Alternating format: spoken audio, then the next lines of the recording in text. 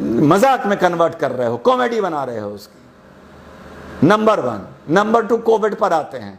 हाँ भाई, कौन कहता था कि कोविड के साथ जीना सीखना पड़ेगा? ये केजरीवाल। और जब केजरीवाल ने ये बोला था तो मैंने क्या कहा था? कोविड के साथ मैं जीना कभी नहीं सीख पाऊंगा, इसको हराना पड़ेगा।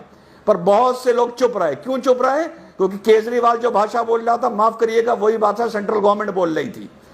क्या ये कौन सा तरीका था कोविड के साथ जिलाओ? अब जियो दिल्ली में कोविड के साथ, जियो, दिमाग ठिकाने आ गए। कल का बयान देख लिया, 5 लाख हो जाएंगे, 3 लाख हो जाएंगे, 1.5 लाख बेड चाहिए, 1 लाख बेड चाहिए, 6000 बेड में छींके आ गई।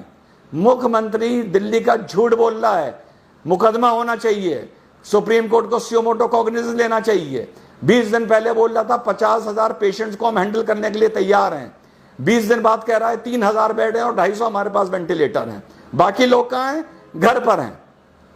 इस हिसाब से तो अगर मैं वहां का मुख्यमंत्री होता तो मैं कहता मैं 10 लाख पेशेंट्स को हैंडल करने के लिए तैयार हूं। 5000 को एडमिट कर लूंगा और 9,95,000 को घर भेज दूंगा कि बेटा जाके घर में काढ़ा पियो। और जब सांस फूलने लगेगा और फोन करोगे तो एम्बुलेंस लेने आएगी नहीं, फिर वीडियो बना बना के वायरल करना। शर्म आनी चाहिए हम लोगों को।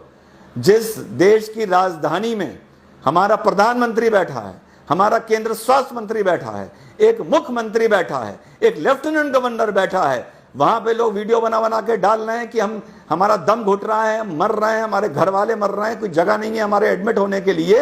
और हम लोग कह रहे हैं हमें कोविड के साथ जीना सीखना पड़ेगा।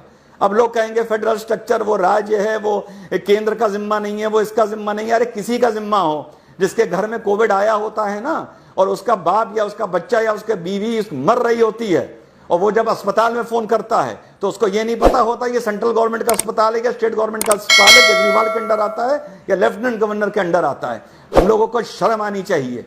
कोविड-19 की पूरी लड़ाई पॉलिटिकल एफिलिएशन को दिमाग में रख के लड़ी जा रही है। केंद्र सरकार को समर्थन करने वालों की इतनी हिम्मत नहीं है कि केंद्र सरकार की गलतियों पर उंगली उठाएं और बातमीज केंद्र सरकार से सवाल पूछें। केजरीवाल को समर्थन करने वालों की इतनी हिम्मत और औकात नहीं है कि सवाल उठाएं और बातमीज ट्विटर पर या फेसबुक पर या सोशल मीडिया पर इन लोगों से सवाल पूछें कि तुम लोगों ने तमाशा कर क्यों रखा है।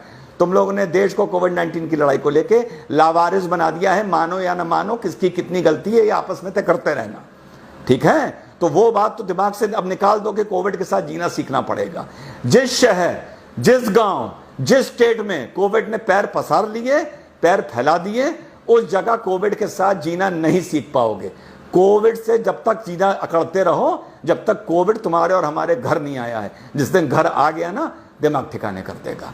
अब आगे की बात खत्म करता हूं लास्ट एडवाइस देते हुए, and I hope this is my last video. इतने बेड चाहिए, इतने पेशेंट चाहिए, इतने डॉक्टर्स कहां से लाओगे? जो डॉक्टर्स हैं बेचारे पहले ही थके हुए हैं। प्राइवेट नर्सिंग होम दुकान खोल के बेशरम बैठे हैं, ठीक? इतने डॉक्टर्स कहां से लाओगे? सजेशन दे रहा हूं गवर्नमेंट को, और कहां से उठा के लाया हूं सजेशन को ये आखिर में बताऊंगा। 4th ईयर के जो बच्चे एमबीबीएस में हैं उनको उठा लीजिए अभी से। कोविड की लड़ाई कम से कम 1 साल चलेगी। मान लीजिए 5 ईयर का कोर्स, 5 साल का कोर्स होता है। 4th ईयर जो पास आउट कर गए हैं वो लगभग डॉक्टर बन गए हैं। 1 साल का स्पेशलाइजेशन कोर्स उनका बचा हुआ है, ठीक? बेसिक चीजें उनको सब आती हैं। कोविड की लड़ाई में हमको स्पेशलाइज चीजें लेनी चाहिए। बीपी लेना, इंजेक्शन लगाना, दवाई देना, वेंटिलेटर लगाना, पल्स देखना, टेम्परेचर देखना, वगैरह वगैरह वगैरह। इससे ज्यादा जरूरत नहीं होती। जो लोग होम आइसोलेशन में, घर में अगर एम्बुलेंस जा रही है उनको चेकअप के लिए जाना, विजिट करना, लैब्स में ड्यूटी लगाना। इन लोगों को, बच्चों को, 4th ईयर के बच्चों को उठाइए, कोविड की लड़ाई में इनको इन्वॉल्व करिए। बीच की पढ़ाई इनकी 4th ईयर के बाद ब्रेक करिए। अभी जो सेशन शुरू हो रहा है, एक झटके में हिंदुस्तान में हजारों डॉक्टर खड़े हो जाएंगे। अलग अलग इनकी ड्यूटी लगाइए। साल भर के बाद, आफ्टर 1 ईयर मींस जून 2021 में ये अपने कोर्सेज को कंप्लीट करने के लिए उसे फिर से ज्वाइन करेंगे। और जो ये 2021 में पास आउट होते हैं, अब ये 2022 में पास आउट होंगे। इस दौरान आप इनको जो भी नाम देना चाहें वो दीजिए, जो अच्छा रिस्पेक्टेबल स्टाइपेंड देना चाहें वो दीजिए। जब ये 2021 में अपने जूनियर बैच को ज्वाइन करेंगे और 2022 में पास आउट होके निकलेंगे, 2021 में पास आउट होना चाहिए था अगर 2020 से लास्ट ईयर शुरू होता, समझिएगा मेरी बात। पास आउट होके निकलेंगे, लेकिन इनको डीम्ड पास आउट इन 2021 ही माना जाएगा। Deemed is a legal term, it is a constitutional term. Deemed pass out 2021, actual pass out 2022। और जब ये पास आउट होके निकलेंगे तो इनके पास 1 साल का देश सेवा का एंड गवर्नमेंट जॉब का उस टाइम एक्सपीरियंस होगा। So they will have an experience of 1 year. जो मेडिकल रेगुलेशन बोलता है कि आपको 1 साल गवर्नमेंट के लिए काम करना पड़ेगा, plus they will have a degree and plus and later of certificate of appreciation and a medal of appreciation, जो पूरी जिंदगी इन लोगों के काम आएगा। एक झटके में हम इस देश में हजारों डॉक्टर 1 महीने की ट्रेनिंग के बाद खड़े कर सकते हैं।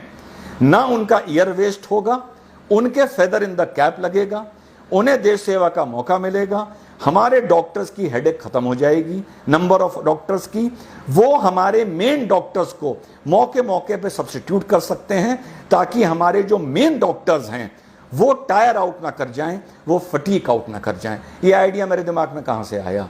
ये काम किया था ब्रिटेन ने वर्ल्ड वॉर 1 में। 4th ईयर MBBS के बच्चों को उठा के 1 महीने की ट्रेनिंग दे के अलग अलग शहरों में उन लोगों को डिप्यूट कर दिया गया था। और पास आउट होने के बाद जो भी कॉमनवेल्थ था, उनकी कॉलोनीज थी, और 1 साल का उन्होंने शायद इनसे वर्क मांगा था। उसके बाद वापस लोगों को कोर्स में इनरोल कर लिया गया था और डॉक्टर की डिग्री दे दी गई थी। ये बात मुझे कैसे पता? मेरे दादाजी ब्रिस्टल मेडिकल कॉलेज इंग्लैंड से MBBS कर रहे थे। मैं रियल दादा, उनको भी 4th ईयर के बाद इसी तरह उठाया गया था। मिडिल ईस्ट में उनकी पोस्टिंग करी गई थी, इंडिया में भी उनकी पोस्टिंग की गई थी। 1 साल के बाद वो फिर से उन्होंने इंडियाई से अपना कोर्स कंप्लीट किया था। This was the out of box idea जो ब्रिटिशर्स ने इंप्लीमेंट किया था।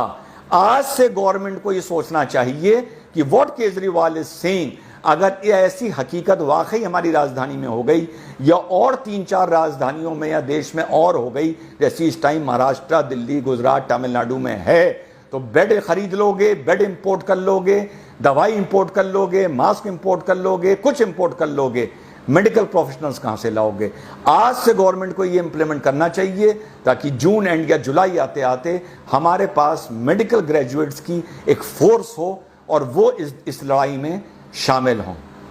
This was my idea. तो चाइना के बारे में मैं बोल चुका हूं। Let us become a responsible nationalist people. अपनी राष्ट्रवाद को जरा ठहराव दो, थोड़ी गहराई दो, उकसाने की, चिल्लाने की जरूरत नहीं है। और दूसरा, मेडिकल ग्रेजुएट्स गवर्नमेंट कहां से उठा सकती है, ये मैंने एक आइडिया दिया है। और इंग्लैंड ने वर्ल्ड वॉर 1